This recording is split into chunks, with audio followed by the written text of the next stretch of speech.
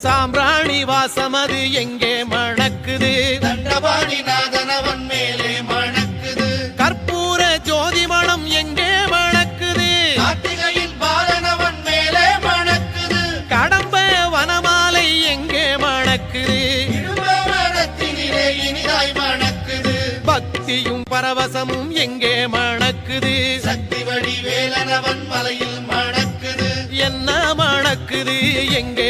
வேல்வேல் என்றால் வேலும் மயிலும் துணையாய் தோன்றிடுமே, பாபா முருகா என்றால் தெய்வம் ஓடோடி வந்திடுமே, குலம் வாழ செய்திடுமே. முருகையா கந்தையா